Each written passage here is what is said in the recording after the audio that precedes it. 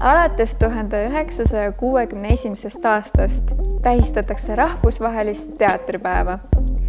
Selle algatasid Rahvusvahelise Teatriinstituudi 9. kongressi delegaadid.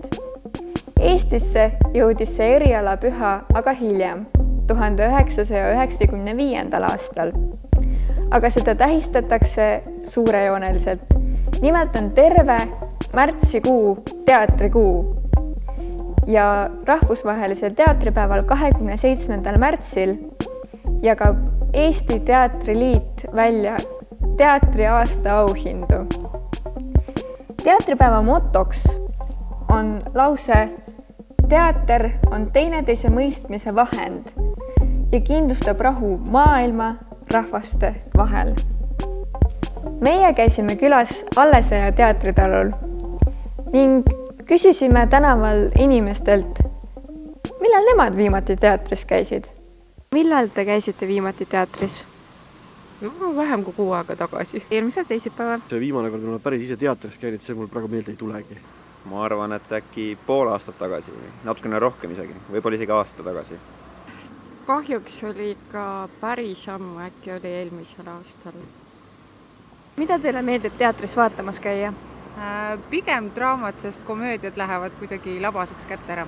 Draama või ütleme sõnalavastused, aga muidugi mulle meeldib ka muusikaga seotud asjad. Kõike. Nalja peab saama ja tõsielu peab saama ja vahepeal nutta ja naerda. Kuna ma ise olen draamanäitleja, siis mulle meeldib väga, kui näitlejad on füüsilised. Ma olen nagu igast žanrist leidnud aeg-ajalt midagi, mis mulle meeldib. Pigem sellised komöödiad ja kus natukene lõbu ka on.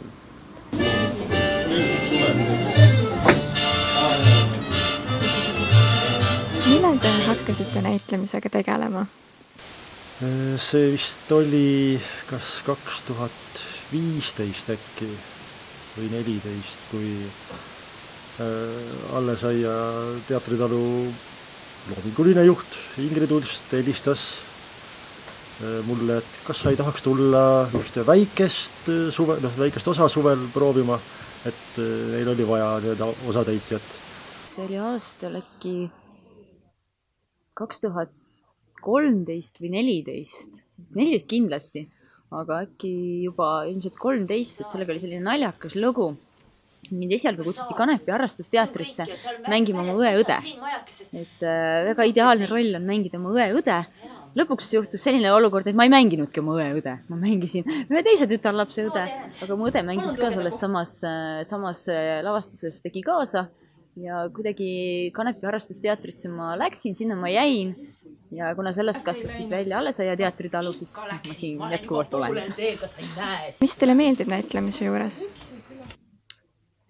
Mulle meeldib see, et ma saan oma tavaelust minna hoopis kuhugi mujale. Et kui tavaelus ma tegelen numbritega, analüüsiga, siis tegelikult lava peal olles on see olukord hoopis teistsugune.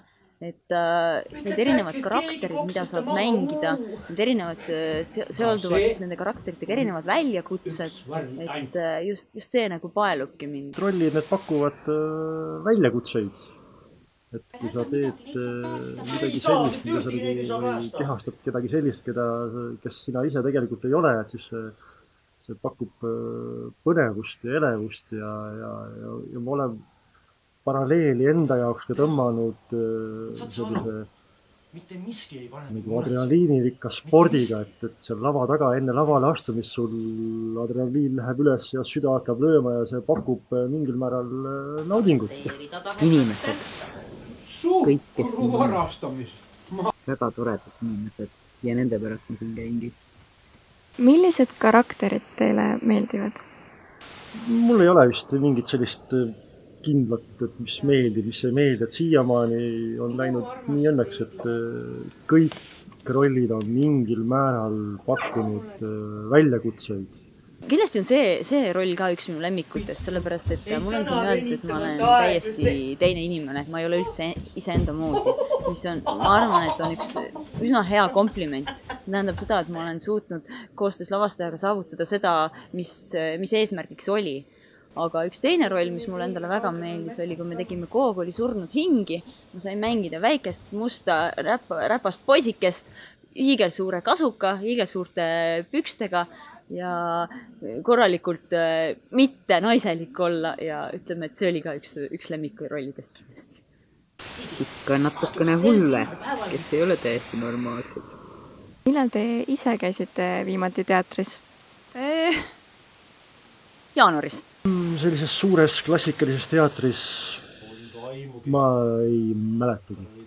Aga tänu nüüd sellele, et ma ise teen siin väikses kohas harrastusteatris kaasa, siis sellistes külateatrites olen küll ikkagi käinud. Eelmine aasta vist. Mida teater teile tähendab? Nagu näitlejad ise ütlevad, võimalus, nendel on võimalus kedagi teist mängida ja teist elu elada. Et saab kodust välja. Tavaliselt ma käin kolleegidega teatris, saab kolleegidega toredasti aega veeta. See on eneseväljenduse viis ja minul samamoodi jällegi võimalus ammutada sealt endale emotsiooni. Teater on minu jaoks tegelikult üks väga maagiline asi. See on minu jaoks elu.